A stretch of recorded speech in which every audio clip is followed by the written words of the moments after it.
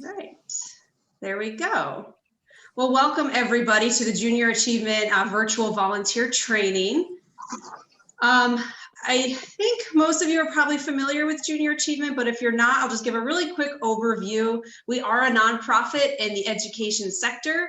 Our organization began in 1919, wanting kids to be able to start businesses and learn how to do that. So we've obviously grown a lot in the 100 years we've been around. We do have an office obviously here in Northeastern Pennsylvania, and we've actually been around for 51 years, which is really great. We do offer curriculum in grades K through 12, and often we pair that curriculum with trained volunteers such as yourself to deliver it in the classroom. Historically, it's all been done in person, and we flipped pretty quickly to make all of our programs virtual so they can be delivered from the comfort of your home or office and keep everybody safe, both the students and our volunteers during this strange time. So all of our volunteers are virtual this year. It's been going very well. Schools have enjoyed it, kids have liked it, but we do have the intention of going back to in-person when we can and be safe, and also using those physical materials when the time presents itself for that. So I'm going to kick off and show a really quick video.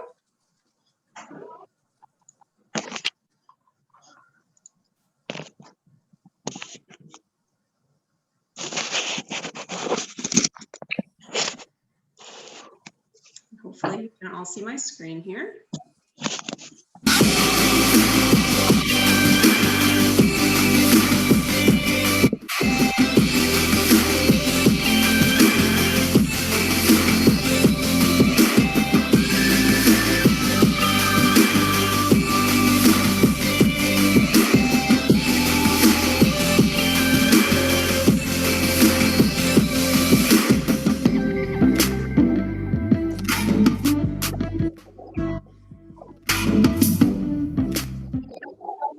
So as I said, oops, on that.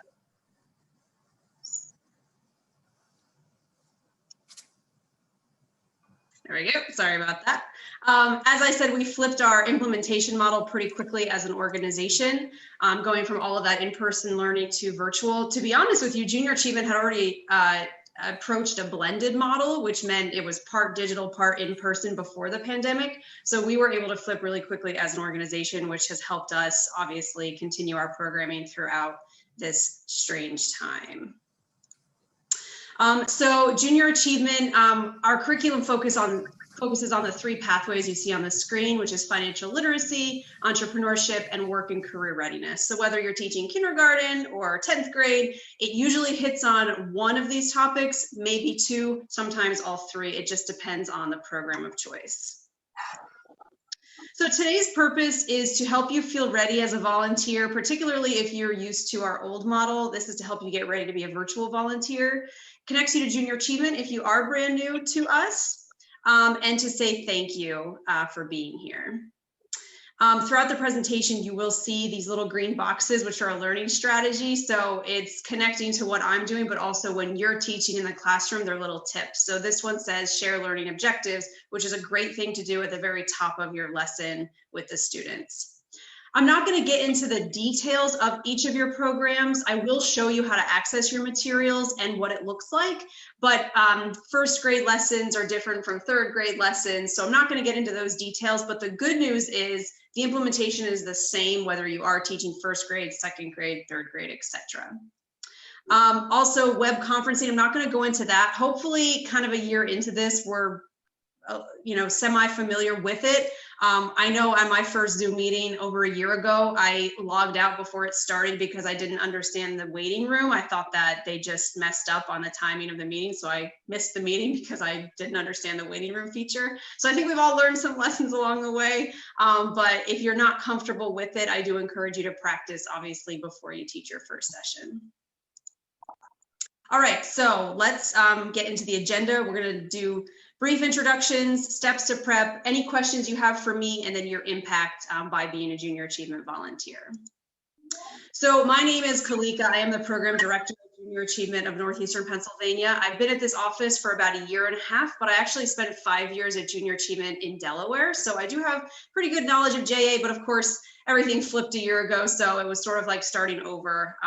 But I'm glad to be here. I work with hundreds of volunteers every year like yourself through all 30 of our programs.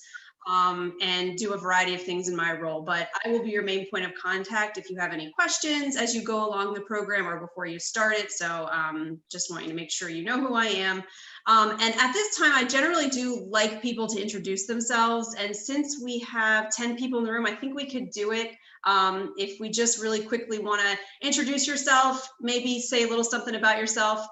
There's an example on the screen. And again, this is a learning strategy for students. When you get in front of them, they like to learn about you and know who you are. So it's really great to share a story. So the example here is share a story about the first thing you remember about learning about money. So if you'd like to do that, you can. If not, just go ahead and introduce yourself. So Matt, you're first on my list. If you want to come off mute and introduce yourself. Oh, sure. My name's Matt Dunnigan. My daughter's in 4th grade at Dallas Intermediate. And I would say the first lesson that I learned, a bit serious lesson about money, was actually a junior achievement lesson, which I learned in junior high school. It was a program where we learned how to invest in the stock market. And it was wonderful. I had a great time with it. And it helped me later on in life. Love that. You're a JA alumni. That's so great. And now you're kind of full circling, coming back and volunteering. That's so great. Thank you, Matt. Chris, would you mind going next?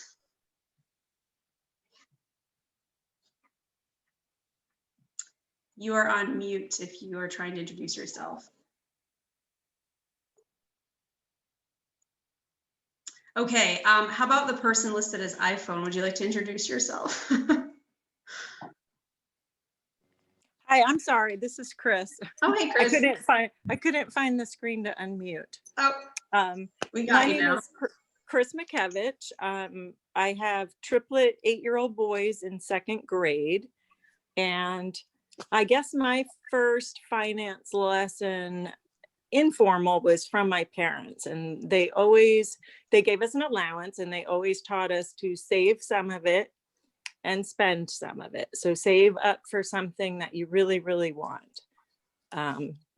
So that's lent me, a good lesson for later in life as well, when you're wanting to purchase a car, a home, things like that. Excellent. And with 3 children at the same age, you're going to have triple everything when the time comes, right? Yes. Excellent. Thank you, Chris. Okay, now person listed as iPhone, would you like to introduce yourself? Yes. Hi. Can everyone hear me? Yes. Okay. Hi. I apologize. I was rushing home from work and my husband is working late. So it says iPhone, but my name is Alyssa Elick. I have a son in 1st grade with Mrs. Spaciano at Wycalis. And I'm really excited about this opportunity. I basically, when I think about the first lesson having to do with finances, it would be growing up, setting goals for myself, whether it be saving up for a special item as a child or saving up for a trip to the movies with my friends. I think setting goals is really important. And I think it's also important as an adult as well to set goals. So I really believe that it's important to instill in children from a very young age about goal setting and how that ties in with your financial stability. Excellent. Thank you. We couldn't agree more here at Junior Achievement. We want children to be financially literate, and sometimes it comes from our community volunteers that really impact the students and give them those lessons that maybe they haven't heard before. So thank you for sharing that. You're welcome. Jennifer, would you like to introduce yourself? It's nice to see your face. I know we've emailed a lot. I know, even over the past couple of years, it's nice to see you too. Yeah, too. So I'm Jen Zangardi. I have twins in 4th grade and an older son in 7th grade. And I guess probably the thing that comes to mind about Lesson with Money is a penny saved is a penny earned. Similar to what everybody was saying, kind of setting goals and saving for things that so that you can use them. So thank you all for volunteering. I really, really appreciate it. I'm sorry that we've been bugging everyone, but thank you for volunteering. Yes. And I'd like to thank Jen for putting this together and working hard to recruit all of you on behalf of Junior Achievement, and for all of you for taking the leap in this virtual environment. I think it's going to be fun. We just got to get you there. So, Courtney, would you like to introduce yourself? Hi, I'm Courtney Payton. I have a son in 2nd grade and I have a 4-year-old. And I don't know, when I was younger, I was just always pushed to get a job as soon as I can and to save that money. So that's probably the first lesson I learned, is always to work for, you know, everything that you have, I guess, and save up. So Excellent. that's it, really. Great. No, thank you. Rob.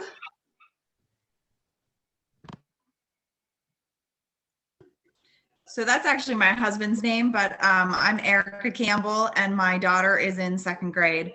And I would just say the lessons that I've learned are very similar to what everyone else has been saying. Family, you know, teaching you to save and spend, just to be mindful, those kinds of things. Excellent. Thank you. I didn't think you were Rob, but I did not want to jump to any conclusions. Okay, my list switched on me a little bit here. Carrie. Hi, I'm Carrie Roberts. I have a son in 3rd grade and my daughter's in 5th. You know, similar to what other folks said in terms of the money, you know, I think especially kind of in like teenage years, you know, if we wanted to go to the movies or go shopping at, you know, at the mall, you know, we weren't just handed money, you know, we, you know, based on allowances or whatnot, we saved, or if we had birthdays and we got money, you know, we learned to save the money. That way when we wanted something, you know, we could use it towards that, you know, versus just, you know, we didn't get whatever we wanted. If we wanted a, you know, at the time, you know, a CD or a you know, a movie or, you know, something like that, you know, we had to, you know, save or earn it. Yeah, that's excellent. And I think sometimes as a kid, we all got frustrated with that, but as an adult, it makes so much more sense, right? And it made us better people for it. So thank you for sharing that. That's great. They're great. And please share these with the kids. This is fantastic. Claudia, I feel like you and I have emailed as well. Yes, I think we have. Nice to meet you. Nice to meet you too. So I'm Claudia Forlenza, and I have a 4th grader and also a 7th grader, both girls. And I would say that the lesson that has stuck with me was one from my mom, and preparing me when I went away to college was to always pay off my credit card at the end of the month. Don't have any debt. Minimize my debt as much as possible. And that one just stuck with me my whole life. And another thing, that I used to be a Girl Scout troop leader. And so one of the lessons that we taught the girls was when they get money, to put it in different buckets. So you save, you spend, and you give. And that's what I try to instill in my girls. Awesome. For those of you that will be teaching 3rd grade, you're going to see a very similar concept to that Girl Scout lesson, where there's even a little song that'll get stuck in your head, where this little band, they earn, save, spend, and donate. So I promise you, once you teach that program, you'll never forget that song, but it's a very similar concept to what you just described. So Yeah. That's great. Jason. How's it going? My name's Jason. I have a daughter in 2nd grade and a daughter in 4th grade. I used to actually be a financial consultant. So one of the tips that I always used to tell my clients, especially the younger ones when they were first getting their first checking account and things like that, was don't always believe what the ATM balance says your balance is, because it's not always correct. You want to always reconcile your bank account and stuff like that. Obviously, I think that's probably for a little bit older kids, not necessarily their younger ones, but it's a pretty good tip, I think. It's more great advice, because you can easily forget about those charges that you have made and checks you have written if you're not tracking it. So that's excellent advice as well. I'm just going through this list. Did I catch everybody? I think I did, but if I didn't, please let me know. Okay, awesome. Well, thank you so much for introducing yourself, and again, for being here. I'll try to make this as painless as possible, and I'll try to get us out of here by 7. So that is my goal for all of you. Okay, introductions is over. Step 1, check. Let's go to step 2, which is steps to prep. So we are on the P in our volunteer journey, and we're going to give you some tips on how to be a great virtual volunteer. We'll talk a little bit about the program guide and how to access your materials. The educator connection, which is a little different model because Jen works so closely. So she and I will be working to match you to the classroom and then personalize and practice. So let's get some housekeeping out of the way first. So after today's training, there's kind of 2 things that I need from you. And one is our volunteer profile form. It'll take you a minute to fill out. It's an online survey. I'm actually going to put the link in the chat box before we conclude today. You can just grab that and fill it out. I need your information. I don't do anything with it. It lets me communicate with you, and I can put it in my database so I can track all of the classes running all over Northeastern Pennsylvania, because unfortunately, I won't remember exactly who Carrie Roberts is matched to at Wycallis or Dallas Elementary without my database. So that's the reason for the information.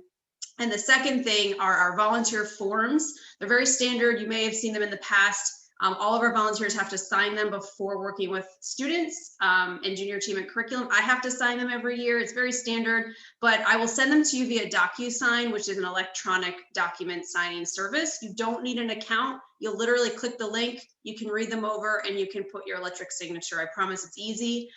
There's no paperwork involved, but those are the 2 kind of housekeeping things that you'll get from me kind of after this training. So if I don't remember that link, someone remind me at the end of the training. Okay, so here's our strategy. Remind students how their activities link to the learning objectives. So when you start your session, you're going to give those objectives, and then there's going to be some sort of activity that ties into those objectives. So if you're teaching the kids how to earn, save, spend, and donate, there will be an activity that ties into that lesson. So here's some of the activities. We're going to talk about your role, how to be awesome virtually, have some fun tips for you, facilitating and giving instruction. I will show you those materials, how to access them, how to use them while you're virtually teaching the students. And then diversity in the classroom. So there may be students that look like you. There might be students that don't look like you. There may be students with easy names to pronounce on the screen. And there may be students like my name that's more difficult to pronounce. And we just want to be inclusive of everybody, and don't shy away because someone's name is hard to pronounce. Just ask them how to pronounce it. Kids can be shy. So, there will be kids that are more willing to participate than others, and that's great. You definitely want to call on those participators, but sometimes give those shyer kids an opportunity because they might want to participate, but they might be being overshadowed a little bit. So we'll talk a little bit about some of those because everybody learns differently and everybody comes from different backgrounds. So we just want to be aware of that when we're working with a group of 25 to 30 students.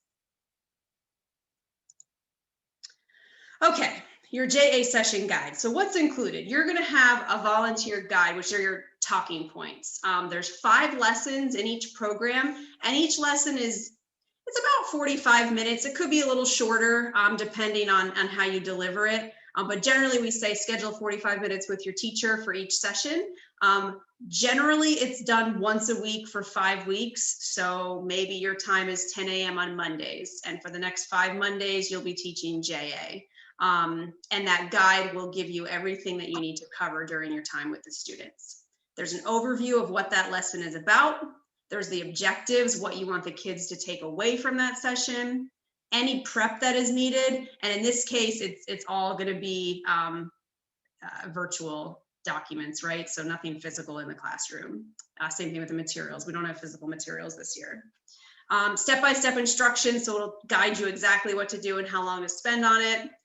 We do have like a PowerPoint that you'll be displaying, so the kids won't just be staring at you, they'll be looking at your materials as you're teaching them. There are places to personalize, like we want to hear about how you learned about money, and kids want to know you and why you're in their classroom. Oh, you're so-and-so's mom, that's so great. Like, they want to know those things, so feel free to personalize and talk about those things. And some of the lessons, it just depends on which lesson and which program. There are slide decks that you'll be scrolling through on your screen. Sometimes there's games, sometimes there's videos. It just depends, again, on grade level and the lesson you're teaching. No matter So like I said in the beginning, the content changes by program, but no matter what grade level you're teaching, this is how the lessons are set up. There's an introduction, which is about the first 5 or 10 minutes. There's the bulk of your lesson, which is the talking points and the activity, which is going to be like your 20 to 25-minute range. And then there's your summary, review, and wrap up, which is 5 minutes, kind of recapping what you talked about that day. And we've got another strategy, which says engage students in doing most of the thinking, reading, and talking during the activity. So unlike I'm doing right now, which is talking at you, let the students read off the screen, right? Let them define the vocabulary words, call on kids. It keeps them more engaged. If you do all the talking and reading and defining, it's not going to be as engaging and fun for the students. So let them read what's on the slide, you know, let them define those vocabulary words, and that'll make a little more sense when I show you the materials in a moment. But that's a really good tip for you. Even as adults, like, you know, in a virtual meetings and webinars, they say give a break every 8 minutes. So whether it's a video, whether it's a poll question, whether it's stretching, do something periodically so that it kind of resets and gets everybody focused on what you're doing. I'm sure you all have too, I had a 4-hour training over the summer and it was brutal over Zoom. 4 hours over Zoom was brutal. And then I just felt like I couldn't work the rest of the day. It kind of like killed my entire day. But so the kids' attention spans are even shorter than ours sometimes. Okay. So what's going to happen is once we determine which grade level you're teaching, in my system, I'm going to connect you to the program materials. And when I do that, you're going to get an email from JAUSA. And that email is going to say, hey, click this link to set your password. So you're going to want to do that. And make sure you remember your password because I don't know your password. You can reset it if something happens, so that's no big deal, but you will get that email once I kind of connect you and give you access in the system. And you don't have to exactly write this down because I will follow up with you with these detailed instructions, but I just wanted to let you know what's coming. The website, we call it our learning platform, is learn.ja.org. And once you set up your password, you'll be able to log in. And you'll click the button that says volunteer because that's what you are. You're a junior achievement volunteer. And I'll try to make my screen bigger here for you. You'll see your name in the upper right-hand corner so that you'll know you're in the right account. And over here on My JA Courses, you're going to see a little button that says program. And when you click this little caret, your program will be listed under there. And you should only see one because you're only teaching one grade level. So once you have access to our learning platform, you'll log in, see your name, you'll navigate over to the left and see program and click the program name under there. And if you are familiar with Junior Achievement, the program names haven't changed. So it's still JA Our Community, JA Our Families, depending on what grade level you're teaching. Okay. All right. And what I'm going to do for a second is actually hop into an example of what it's going to look like. So just give me one moment.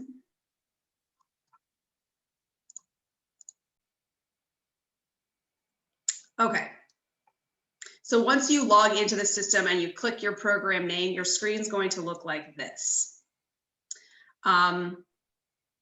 It might seem a tad overwhelming at first, but my best advice is get in here, click around, get comfortable, practice before you teach your first lesson, and it will make a big difference. But I'm going to show you a couple of things. I also, in my follow-up to you, I made a very short video that kind of recaps what I'm about to go over with you so that if you totally forget what I said today, you can watch the much shorter version of the video and have a reminder. So everything you're going to kind of want is on this left-hand navigation bar. So welcome to Junior Achievement. If you would like to read that, you certainly can. If you click a section, the information will be underneath and you just click and it will open in the middle of your screen. Whoops. Ugh. It logged me out. I'm so sorry. I try to prepare for my meetings and then it logs me out. So give me 1 second.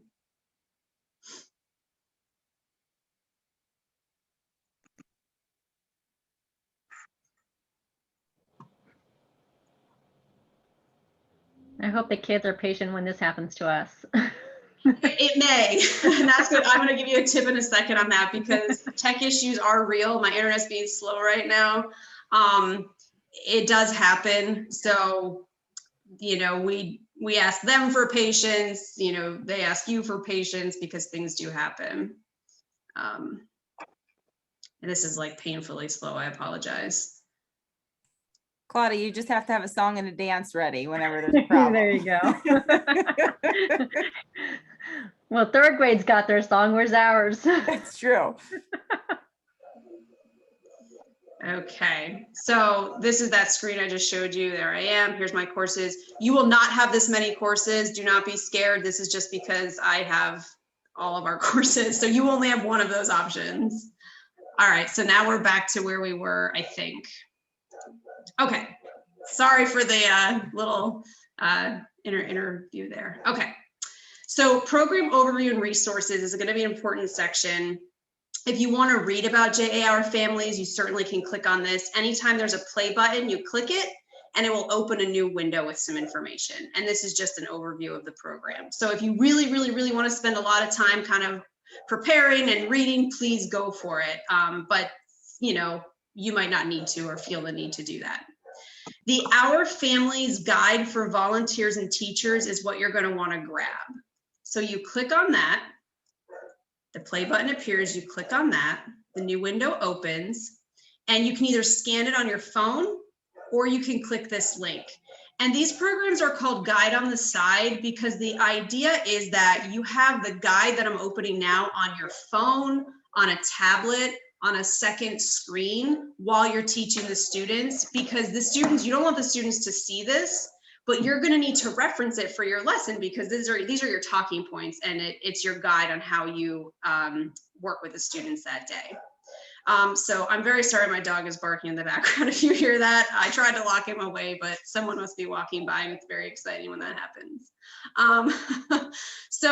Again, there's a welcome to junior team and a program overview, virtual preparation suggestions. You are more than welcome to click on any of those things and read them over. If it would make you more comfortable to prepare, please do that.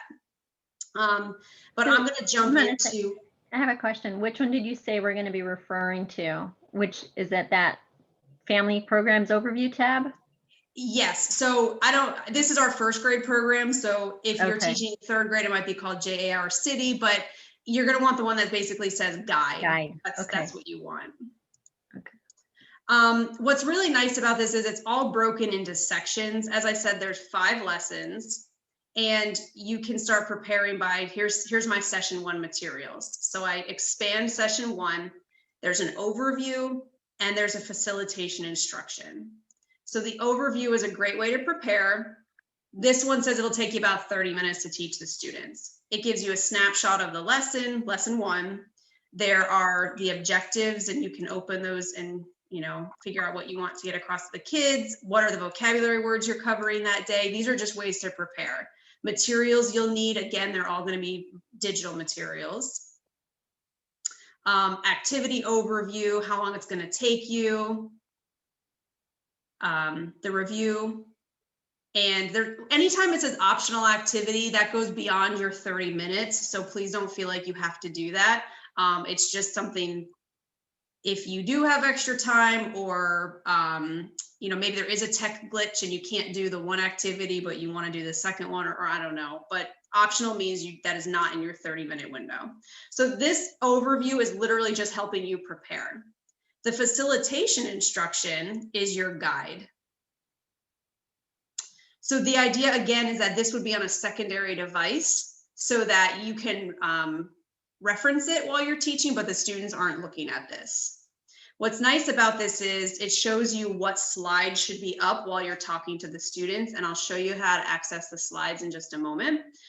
So for example, it wants this picture on the screen while you are talking to the kids about, or when you're starting the lesson. And then when you flip to this screen, this is what you're talking to the students about. You're greeting them, you're introducing yourself, and you're explaining what this program's all about and why you're in their classroom today. They give tips along the way. So you're gonna wanna read this over before you go into the classroom. Again, I can't stress this enough. Please prepare before you go into the classroom. I can't tell you how many emails I get 5 minutes before class starts and says, Kalika, I can't find my materials. I'm teaching in 5 minutes. I don't know what to do. So it helps me and it helps you if you prepare the day before, a couple of days before, not 5 minutes before your class, because if something happens, it makes it more stressful. I'll talk about the activity sheets in a moment. But again, this is literally just your reference guide on the screen as you're teaching the students. It tells you what to say. It tells you what slides to have on the screen. It poses questions for you to ask the students and then let them answer. And it even gives you some things that they might say. If they're totally off base, you can kind of redirect them and say, well, actually, this is how families are alike. I'm just going to go through one lesson so you can kind of see how it looks. And then you would display this screen and you would talk about all of this stuff. Say this, ask this, right? It's point by point. You don't have to make anything up, but we do encourage you to insert your own experiences and lessons and advice to the students. That's what makes our program so robust, is your experience, your life experience. And then there's the review and preview. So now you're at the end of your session, you're displaying this screen, you're asking and telling them a few more things, and encouraging them to complete the activity sheet, which I'll show you how to get in a second. So it's actually really nice once you get familiar with this flow. And I think, everybody knows through work, when you have to learn a new program, there's a little bit of a learning curve. This is designed to be user-friendly, but it's still going to take you a few minutes to get your eyes on it, to feel comfortable with what you're clicking and what's opening and things like that. Does anybody have any questions about the actual guide? So that was lesson 1. If I'm on session 3, I'm literally going to expand session 3 and click on my facilitation instructions. I have a question. Yes, go for it. You said that there's no physical materials that the kids are going to have in hand, right? So how are the activities going to be done? So I will show you that in a second. They are fillable PDFs. So you can send it to the teacher in advance of your lesson, and they can, if the school wants to print it, they can, or the kids can fill them out on their devices and the teacher will get them to the kids. Oh, okay. And I'll show you that in 1 second. Matt, I think I saw your hand up. Yeah, my question was, I guess you say it's a good idea to have this set up on a secondary device so that we can reference it. My intention was to use my phone for the Zoom meeting. So I should have, say, a computer screen nearby so that I can look at it, or a laptop screen or something like that with this program open. Is that your recommendation? That is the recommendation. Some people can read this and not need to reference it. They're like, I'm good. I know what I'm talking to the kids about. And if that's you and you don't need to set up a laptop and have this up, that's fine. I'm someone that needs to reference and be reminded of what I'm teaching the kids and what I'm saying. So I would have this up. And in my home office, I have my laptop, which I'm using right now with you, but I have a secondary screen because once you start working with 2 screens, I can't go back to 1 screen. So I would have my guide up here on the left and be referencing it while I'm looking at my laptop and teaching the kids. But Okay, it's great. also could be on your phone or a tablet or whatever. It has that scan code. It also has a link. Awesome, thank you. Sure. Any other questions about this? Okay. So we covered, how to access your volunteer guide and then kind of how to prepare for your sessions. Let's talk about the what you're displaying on the screen to the students. So we're back on our main screen here. I grabbed my guide here. I'm going to collapse this for a moment. And I'm going to go to session 1 because we were just looking at the session 1 guide. On-screen presentation, that's what you're going to be displaying to the students. So you click on it, and when you click this play button, it will open and be ready for you. This button down here expands the screen. So this is what you want the kids to be looking at while you're teaching, just like I am now. Hi students, my name is Kalika and I'm here to teach you a program through Junior Achievement called JA Our Families. That's how you would start, right? This in the physical materials would be a poster you would hang on the wall. in our digital world, you're going to display it on the screen as you reference all these little characters. This is all session 1. And again, that guide tells you when to go to the next screen and what to talk about. These are flashcards and these are vocabulary. So again, this would be a great time to say, you know, what does family mean? And then call on a student to answer that. And so I have all of you as little boxes on my screen, so I could see if one of your hands were raised and call on you and say, you know, Jason, please define family. The teacher is in the room with you as well, so they can also help with, you know, maybe they could call on somebody if it's a little difficult for you to see the students. But when you click on these, it actually defines it. So, and then you just click on it again to get it away. And then, so it's set up to be very visually friendly and user friendly for you. Here's the poster again. Here's, you know, question you pose to the students. This is the extra activity that we talked about, the optional activity. And then we have finished the session. It was great to meet with you today. I'll be back next week. We're going to talk about X, Y, and Z. I look forward to being your volunteer, etc.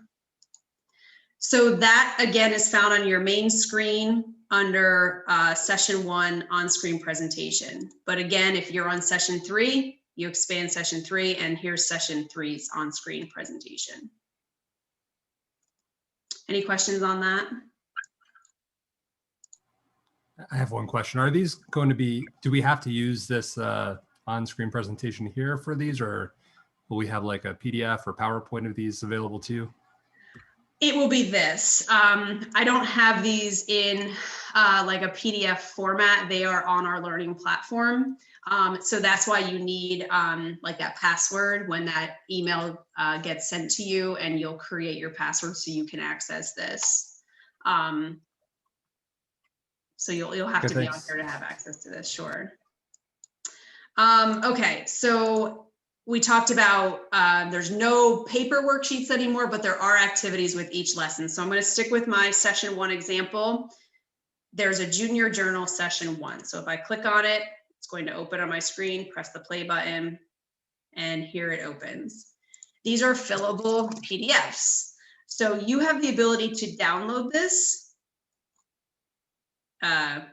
It's asking because I typed my name in there.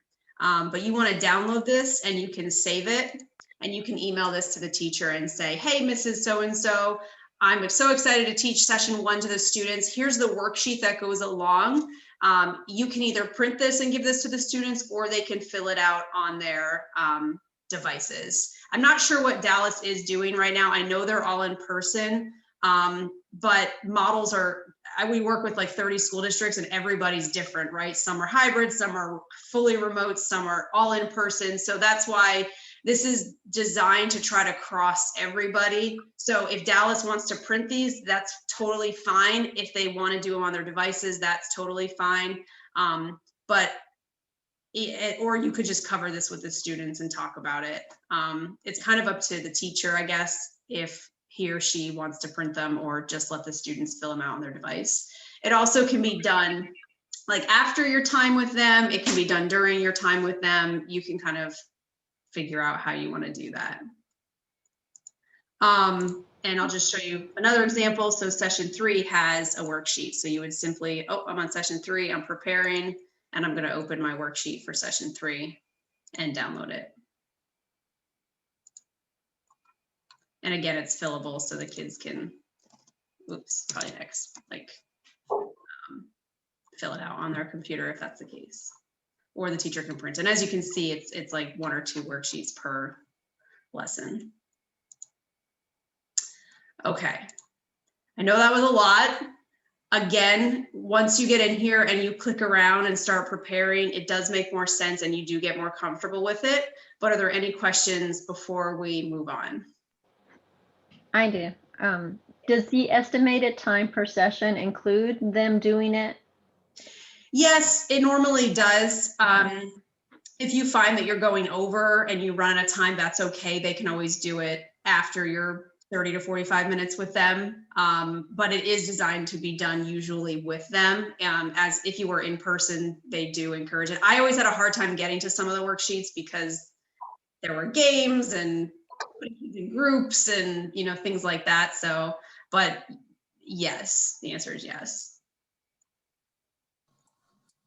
I just have a quick question, maybe a Sure. silly one, but obviously, like you said, it's good to go in and prepare, obviously, before we go in for the actual session. So just to clarify, so let's pretend like I'm practicing at home and I'm going through. So if I play the video or whatnot, it's not going to go away, correct? Like we have access to that video, it, you know, constant, you can keep replaying it, correct? Yes, yep. You will have access to all of this until August 15th, I believe, is when our materials kind of get reset for the next school year. So once I give you access, you will have access to this throughout the rest of the school year. Perfect, thank you. Yeah, sure. Okay. Okay, so this is what we just talked about. I showed you a live demo instead of pictures on a screen. So I'm just going to advance a couple slides here. Okay. So like I said, Jen and I will work together to figure out who's going to be with what teacher and how that's going to work. But generally what we do is after I give you access to these materials and you've had a few days or maybe a week, or I'm not sure when we're starting, Jen, but after you've had a couple of days head start to look at this stuff, we like to connect you with a teacher and say, hey, Matt, you're going to be working with Mr. So-and-so in 4th grade, and connect you via email so that you two work together to come up with your teaching schedule. Mondays at 10 or Fridays at 1, whatever it is, you kind of work together based on your schedules. We do ask that the teacher send the virtual link, kind of like I sent the Zoom link. We'd prefer the teacher send the link to you. But if that's not possible, it's okay for you to send them like a Zoom or a Google Meet or Microsoft Teams, whatever you use. But we do. They have their already, these people that are here have theirs because they volunteered for their children's classes. So they know who they're already paired with. Oh, perfect. And the teachers are going to send the Google Meets. That's the way Mr. Perfect. Shaver and Mr. Bradshaw want to do it. So the teachers Awesome. will give you the Meet because it has to go through the Dallas Google platform. Yeah, perfect. So Jen, let's connect and I'll figure out who's matched to who. But Yes. that's good. We want the schools to send it because there's firewall issues and this and that. So it's always easier. Great. Like I said, the teacher's in the room with you. You probably know your teachers already, so you probably already have a relationship with them. Some of our volunteers have never met their teachers or don't know them. So you can always say, like, what are the rules or expectations? Who handles, discipline or things like that? If like a student's talking too much or talking over you, usually the teacher handles that kind of thing. In the virtual environment, they're pretty good though. It's a little different. Well, so these kids are in class though. Okay, gotcha. Okay, so personalize and practice. Again, insert your own stories into your lessons, share your experiences, jot them down so you don't forget. I always have to write my stuff down. Otherwise, like I even wrote a note to myself to record this sessions, like so that I didn't forget because those little details, right? So write them down so you don't forget them and you want to share with the kids. Review, prepare. Please make sure you feel comfortable before your first session. In any subsequent session, because you want to be fully prepared. You don't want to be stumbling. You can't find stuff. You want to be 100% ready to go on your first lesson day.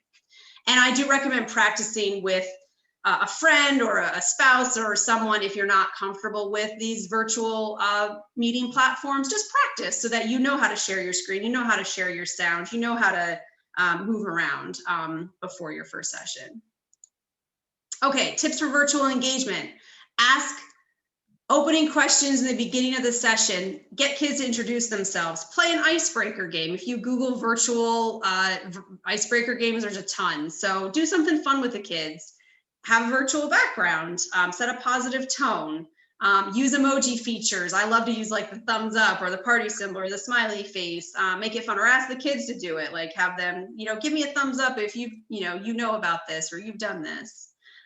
You can have music playing as they enter the room, like I did. I taught kindergarten right before Christmas or before the holidays, so I played like a really short Disney movie I think it was Olaf from Frozen, like, and the kids were really engaged with that, right? It was like a 2-minute music video, and it got them excited for my lesson with them. So you can do stuff like that. Please just make sure it's appropriate. Give those brain breaks. If you see you're losing the kids, you know, have them stretch, ask them a question, you know, do something to refocus them if you're losing them. If you're fancy with polls, go for it. I haven't figured that technology out yet, but I know you can put questions on the screen the kids can answer, but I haven't done that yet. So I'm gonna show you a really quick video of some tips for virtual volunteering, which I think is a pretty good video. So let me share this. I know you want to be awesome virtually. I'm here to show you how to do it. Let's first pay attention to lighting. So whether the light source is a window you can go by, or maybe it's just a lamp, you want to make sure the light is in front of you, not behind you. That's the key. This is the light behind me. All we have to do is spin around and I will show you how much better it looks to have the light in front of you. So now that you got your lighting in place, it's important to have the camera at the right angle so that you look good as well. This low angle is not awesome. All you're seeing is up my nose. It's not flattering at all. So we want to bring that up, whether it's put some books underneath, whatever you need to do, bring it up. So you want it to be about eye level. We don't want it to be like this, and we don't want it to be like that. We want it to be just right, the Goldilocks. The next thing you need to do, which I'll admit is really hard for me to even do, and I've done this a lot, is to look into the camera. So if I'm looking at the screen, it doesn't engage the students. We need to look at the camera. Make sure you have a light in front of you. Make sure you have the camera at eye level or a little above. Have just a little space above your head. And make sure you keep eye contact by looking into the camera. Now that you watched this video, you are well on your way to being awesome virtually. I know you've got this. Pretty good video, right? Some pretty good tips there. Whoops, I did it again. Okay. We are getting there, folks. Okay. Any questions? Something I didn't cover, something that is burning on your mind that you would like to ask right now for your virtual volunteer experience? There's another strategy. You can suggest questions to students. Remember I said sometimes students are shy and you might not get them to participate too much. And you've already let those high participators answer a lot of questions. When you ask a question, you can count to 10 in your head.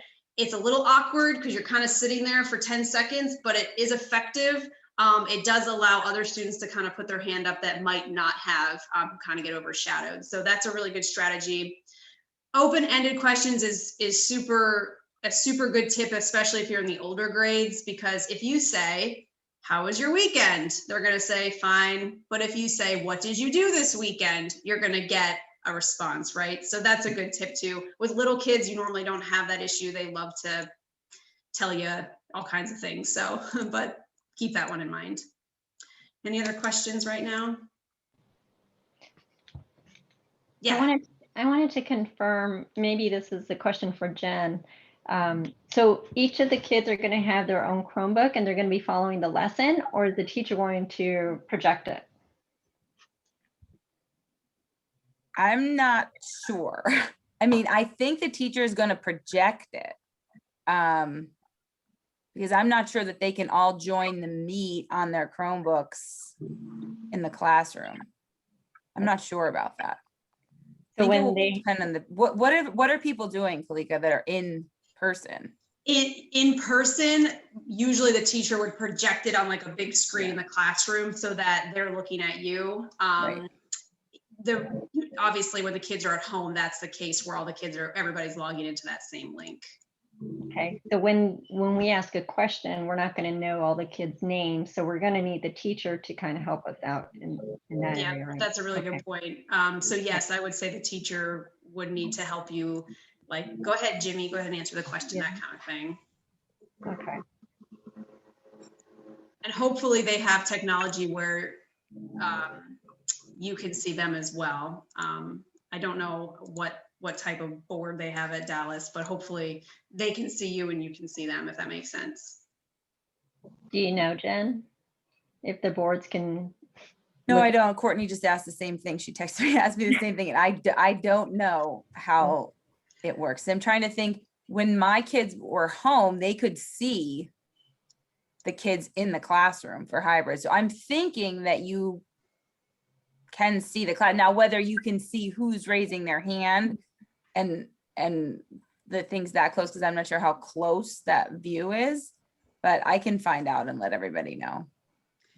When I taught at the YMCA over the summer, I was virtual and the kids were in person and they could all see me and I could all see them. I don't know if that helps. So I was able to actually, but to your point, Claudia, I didn't know their names. So I had to sort of say, the young girl wearing the pink mask, you know, and ask them, you know, but the counselor was there who could help me as well. You know, let the kid know like, oh, she's talking to you, you can answer. So, but those are good questions. And those are things you're going to have to probably figure out in your first lesson. Or if you can think in advance to ask your teacher too, that's helpful. Okay, so what's next? A couple more tips. Log in early if you can to your session. Again, the teacher will be starting the session, but you want to make sure you're there because usually they're pretty strict on their time frame. Like we have to end at 2:30, you know, we can't really go over. So you want to make sure you get all of your lesson in. If you need to postpone a session, please let your teacher know. I have had cases where volunteers have just kind of ghosted and I'm getting emails and calls and the teachers are upset because the kids are excited and they want JA and it's like, well, where's our volunteer? And things happen. So just let them know. I'm so sorry, something's come up. Can we please postpone? Just so that they're not sitting there on a computer waiting for you. It's not a good feeling for the kids or the teacher. So I just like to bring that one up. Again, I hope I've stressed it enough. Please prepare before you teach. It really does make all the difference. Tech issues are real. Someone said that earlier. They totally are. That same YMCA group I was teaching in the summer, my internet literally went out in the 45 minutes I was supposed to be teaching them. It was sunny outside. There was no reason for it. And things happen. So you have to kind of pivot. I used my hotspot on my phone. I had someone on standby that could teach for me. So there were some plans in place when things like that happen. There are sound issues. Someone didn't unmute. You can't hear someone. I assume the kids are wearing masks, so it might be more difficult to hear them than all of us who are safely in our own homes with no masks on. So I'm just trying to give you some things that you might encounter that I learned in the last year teaching virtually. So please don't get stressed. We're kind of all used to it. Things happen. Just be flexible, right? You know, it's not the end of the world if you have to skip a couple of your talking points because you couldn't hear somebody or because you're running a little late. So just be aware. We're almost there. Your impact, Junior Achievement works with between 8,000 and 10,000 students a year, and we can't do that without volunteers like you. So Dallas alone, we're working with, I don't have the number off the top of my head, Jen, but it's a lot. It's like 300 kids, I want to say. So that's really great. Dallas usually does BizTown as well. They've done Finance Park in the past. So it's a district that we work really well with, and we're super happy to have a relationship with Dallas. Like I said, we've been here 51 years. I'm here for you. So no question is too small. I totally understand this is new and a little confusing and you might not fully understand the platform I showed you. Email me, call our office. If you have questions, please feel free to do that. That's what I'm here for. I want to help you. I want you to be successful and I want you to enjoy it. So please don't feel like I'm so used to this. This is what I do. So please feel like you are able to do that because you are. And you are awesome. You are helping make our kids financially literate, thinking about being entrepreneurial, whether they start a business or just in their mindset and helping them be work ready. Even in first grade, you'll see these themes throughout our program. So thank you for doing this. Our final learning strategy is positive reinforcement. Kids love praise, but make sure it's genuine. Yeah, definitely praise them on screen. That was a great answer. I love that you're thinking that way, or, you know, whatever works. The kids love that. That's my email. If you want to jot it down, you will be hearing from me after Jen and I connect. And actually what I'm going to put in the chat, if I can right now, is that link to the volunteer profile form. Didn't mean to put it on the screen there. So go ahead and grab that. And if you want to fill it out tonight just to get it out of the way, that would be perfect. It'll take you 1 or 2 minutes, and it's just your basic information for me to track everything. I will send you the DocuSign after I get that information from the profile form, and then once Jen and I connect, I'll get you all the other information for your program materials. It is 6:58. I held good to my promise. I really appreciate you all being here and going through this journey. Like I said, I know it can be intimidating for some people, and that's totally normal. But it's a lot of fun for the kids. It's something different. A lot of them might know JA if they've already had it in the past, so it's kind of fun to get it in a different grade level. But we do thank you for being here. I will hang on for a few minutes if anybody has any questions, but you are free to go and enjoy the rest of your evening, and we will certainly be in contact. Great. Thank you very much for your time. Thank you. Thank you. Thanks, everyone. Thank you. Hi, just real quick. Because there's only like 5 weeks left of school, the teacher that I'm going to be working with for second grade, she actually